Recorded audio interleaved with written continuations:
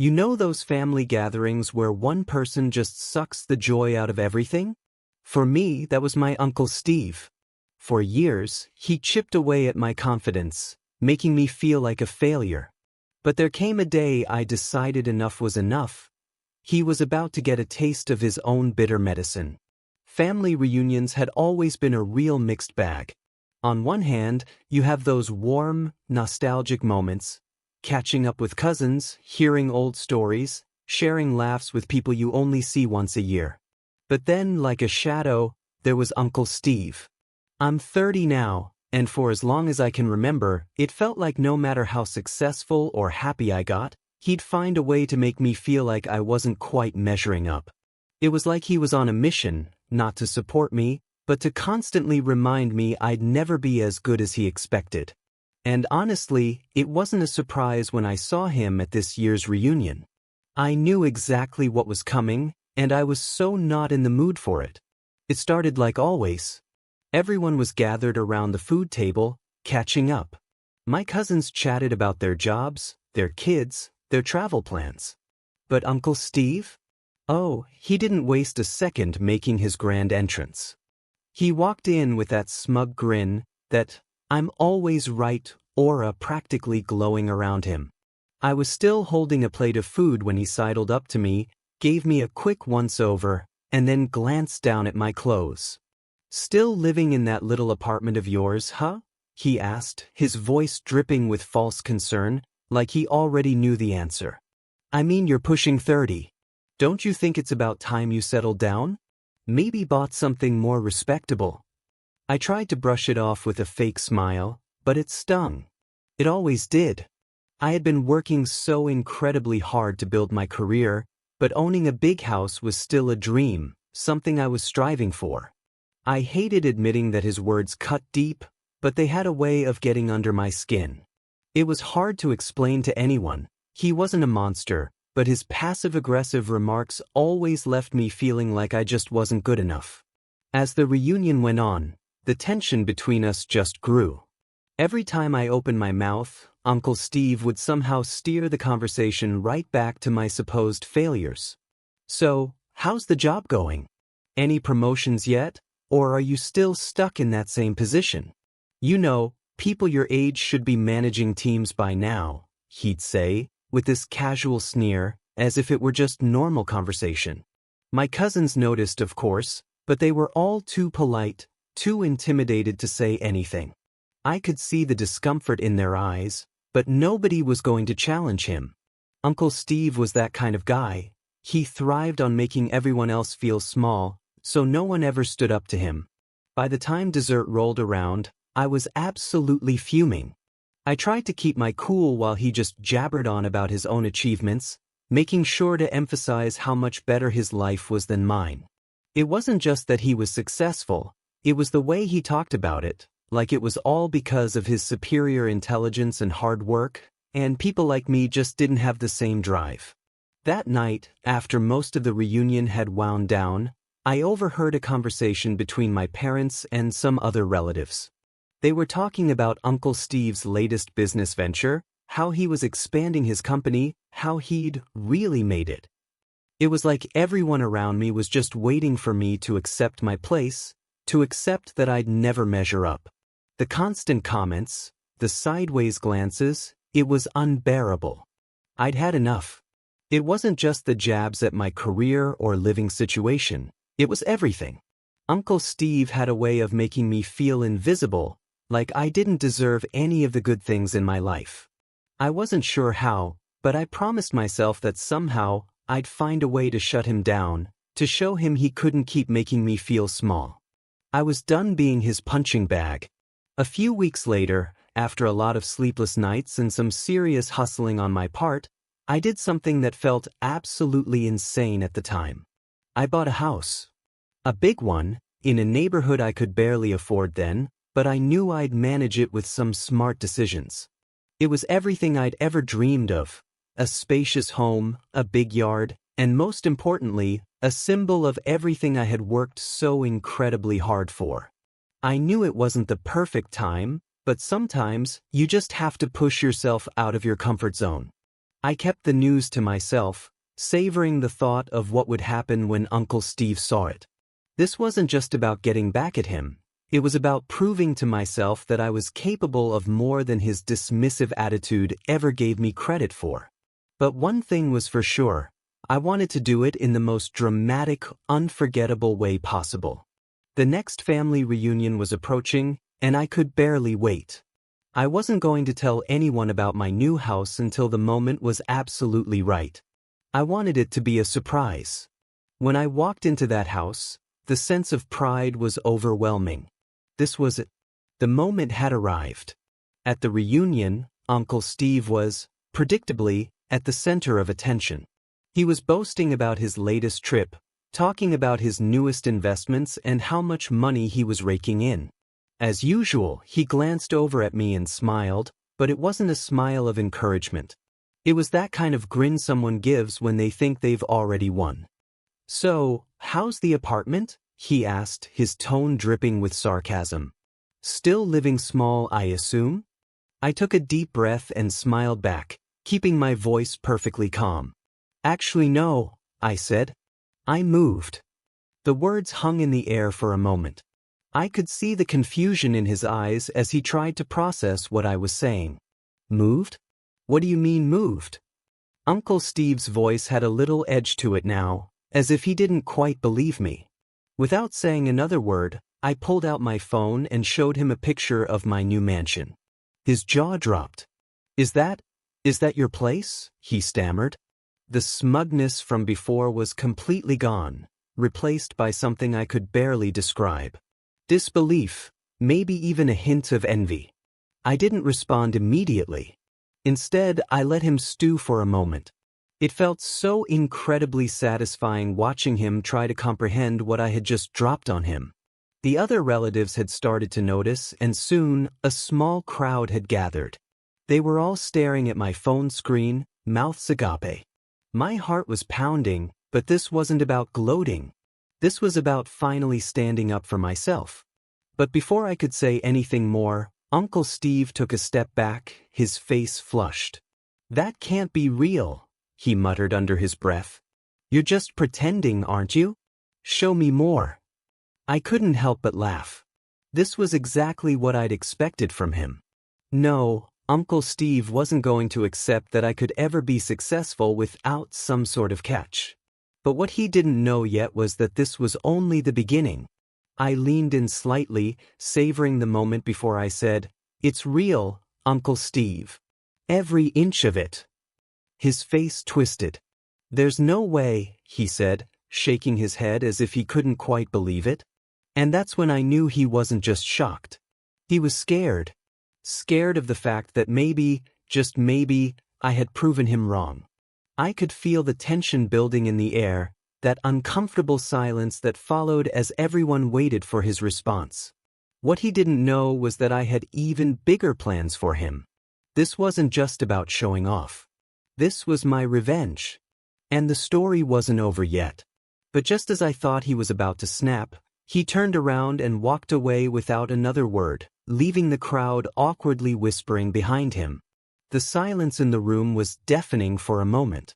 The kind of silence that only comes after a tense, unresolved confrontation. Uncle Steve's sudden retreat was so unexpected that it left everyone in a state of confusion, unsure of what had just happened. I stood there, holding my phone, watching him disappear into the crowd, his back stiff with what I could only describe as defeat. I felt a rush of satisfaction. But at the same time, there was a knot in my stomach. I hadn't planned for him to just walk away like that. I wanted more. More than just shock and confusion. I wanted him to understand that he had underestimated me, that I wasn't the nobody he had always believed me to be. Cousins and relatives who had been listening and slowly started to approach me, eyes wide in disbelief. "Wait, you really bought that place?" my cousin Jen asked, her voice laced with awe. She'd always been one of the few who treated me with respect, never questioning my abilities.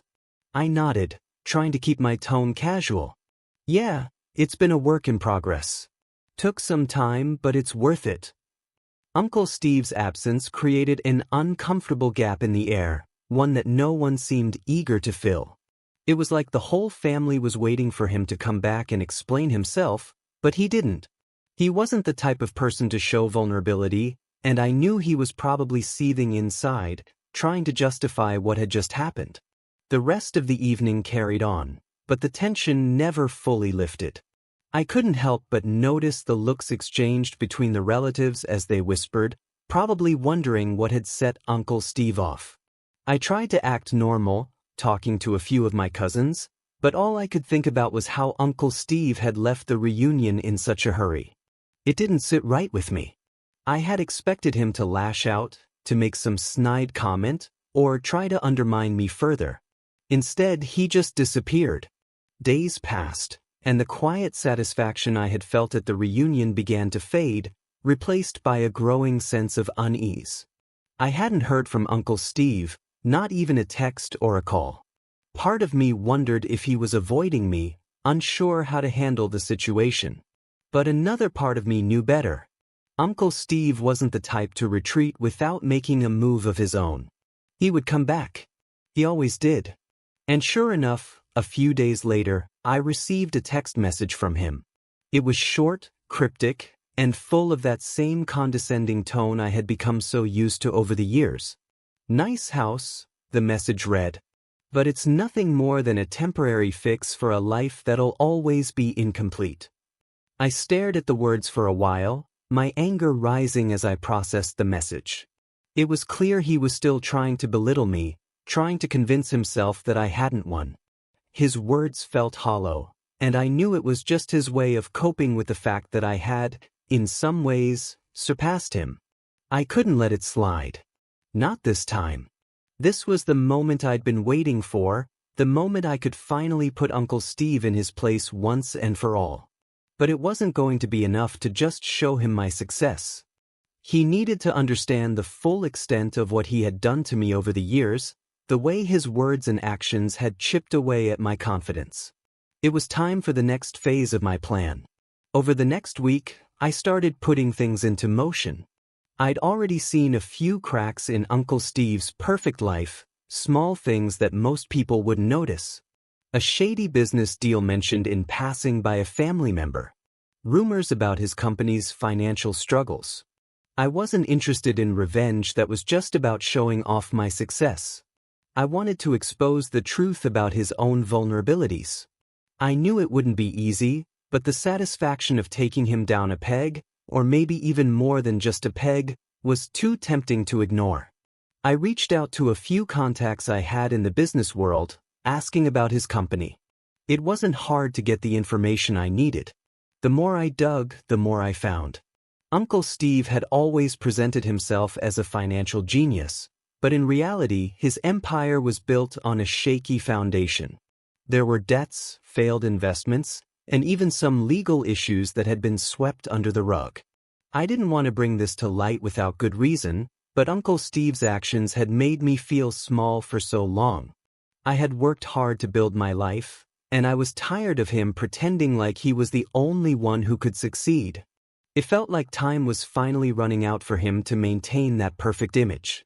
And the more I thought about it, the more I realized he needed a taste of his own medicine. The opportunity came sooner than I expected. My parents invited me to another family gathering, one that would be smaller, more intimate, and coincidentally, the perfect setting for what I had in mind. Uncle Steve would be there, of course, and I knew it was the perfect time to turn the tables. But I didn't want to just expose him in front of the family. That would have been too easy. I wanted him to feel the weight of his own pride and arrogance first. I wanted him to come to the realization that everything he had built on the backs of others was about to collapse. I arrived early at the gathering, giving myself enough time to prepare. I didn't want to rush anything. The last thing I wanted was for Uncle Steve to know that I had something planned. The others started trickling in, and soon enough, Uncle Steve arrived. His usual cocky demeanor was intact, but I could tell there was something off about him. He seemed more on edge than usual. It wasn't long before the conversation turned toward business, and of course, Uncle Steve was the one leading it. He was talking about his latest ventures, making grand promises about future success, but I could see through it. I wasn't the only one who had noticed his cracks. My mom, usually a fan of Uncle Steve, seemed more skeptical than she had in years. That's when I saw it. The perfect opening. Uncle Steve had just made a boast about his latest project, something that sounded too good to be true. I took a deep breath and leaned in. "That's funny," I said, my voice calm, "because I've heard a few things about your company that don't exactly match what you're saying." His eyes snapped to mine, narrowing slightly. "What are you talking about?" I smiled. "Oh, just some rumors about your latest investments, the legal issues, the unpaid debts. It's funny, because you've been so eager to talk about how great you are, but you've been hiding a lot from this family, haven't you?" I could see the color drain from his face. I wasn't done yet, though. "It must be exhausting pretending to be something you're not." Huh. His jaw clenched, but before he could say anything, I continued. "I mean, I can't even imagine what it's like, constantly hiding from the truth. And here I thought I was the failure." The tension in the room was unbearable. Uncle Steve opened his mouth to respond, but nothing came out. It was like I had caught him in a lie he couldn't escape from. But just as he stood up, ready to leave, I knew I hadn't quite finished with him yet. There was still one more thing to reveal. Something that would leave him speechless for good. I'll just leave it at that for now. Let me know when you want to hear the rest. The room felt like it was holding its breath. Uncle Steve stood there, rigid, his face pale, and his fists clenched at his sides. I could see his mind racing, trying to figure out what to say. He wasn't used to being caught off guard, let alone exposed. I could practically hear the gears turning in his head as he fought to maintain his composure. But I could tell the facade was cracking. "You have no idea what you're talking about," he finally said, his voice low and tight with anger. "I built my empire with my own 2 hands. I didn't have it handed to me on a silver platter like some people." His gaze flickered briefly to me, his words dripping with contempt. "Maybe you should focus on your own life instead of trying to tear others down." The words stung, but I wasn't about to let him get away with it. I knew he was trying to shift the blame onto me, to make me the villain in this story. But I wasn't the one who had been belittling him for years. I wasn't the one who had made it his personal mission to remind me at every family gathering that I wasn't good enough. No, that was all him. "Well, funny you should mention that," I said, my voice unwavering, "because I've been focused on my life. It's funny how that works, isn't it? When you don't waste your time stepping on others, you actually get somewhere." Uncle Steve's face darkened. "You think you know everything about me? You think you can just waltz in here and—" "Cut the crap," I interrupted. "I know exactly who you are. The self-made millionaire who's one bad investment away from losing everything. The perfect businessman who's been lying through his teeth to this family for years. It's about time someone called you out." The room was silent, all eyes on Uncle Steve as the reality of what I just said sank in. I could see the muscles in his jaw twitching, his anger bubbling just below the surface, but he wasn't speaking. He couldn't. He knew I was right. "I think we all deserve to know the truth," I continued, my voice calm but firm, "especially when it comes to family."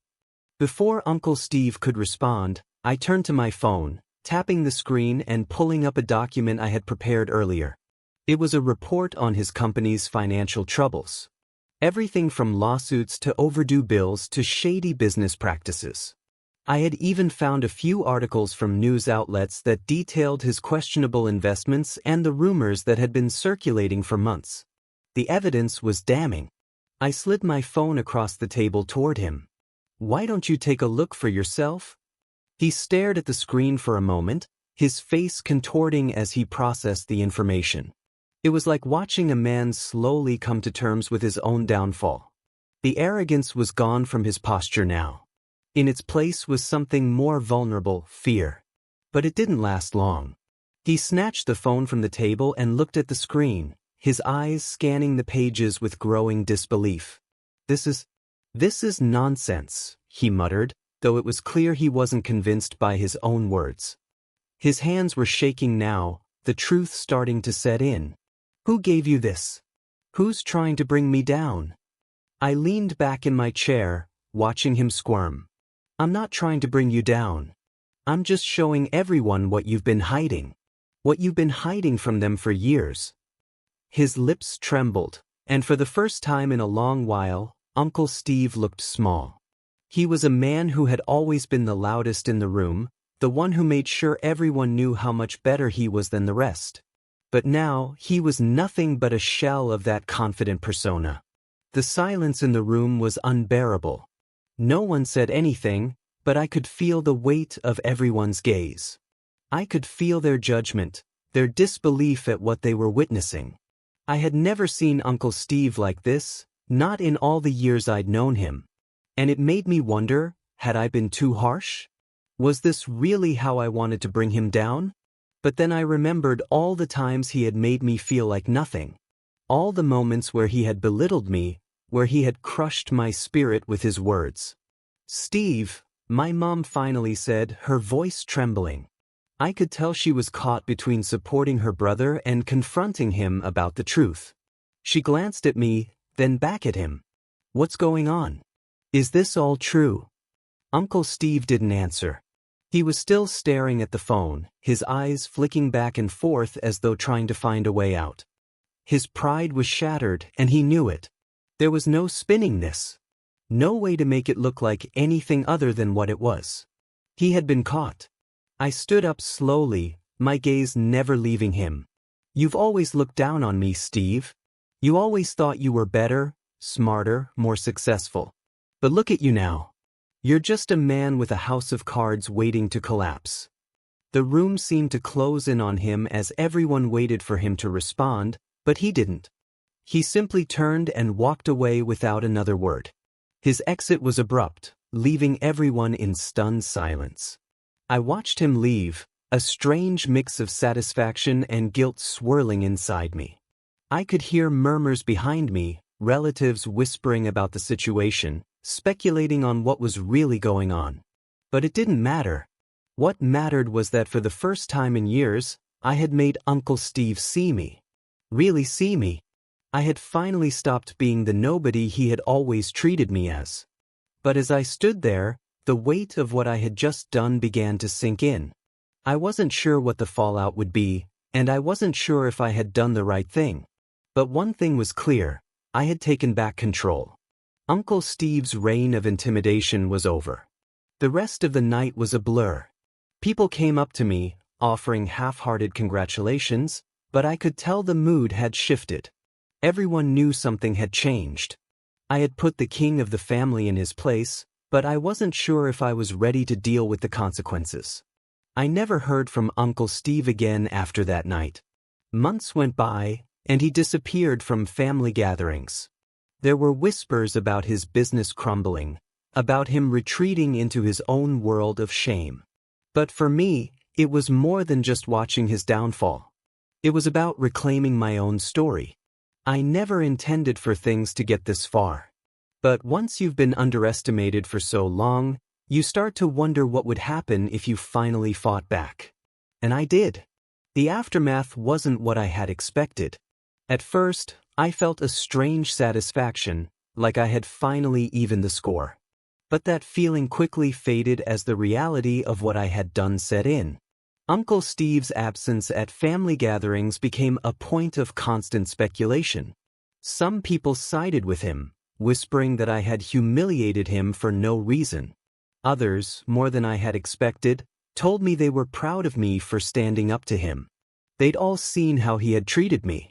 And though no one dared say it out loud, it was clear to them that he had gotten what he deserved.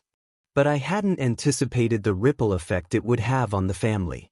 My relationship with my mom grew strained. She was torn, caught between being loyal to her brother and standing by her own child. It was awkward, and every conversation with her seemed to be laced with unspoken words. "You didn't have to do it that way," she told me once, her voice soft but disappointed. You could have handled things differently. But could I? The man had spent decades treating me like I was invisible, like my dreams were worthless. What was I supposed to do? Let him keep pushing me down until there was nothing left of me? I couldn't do that.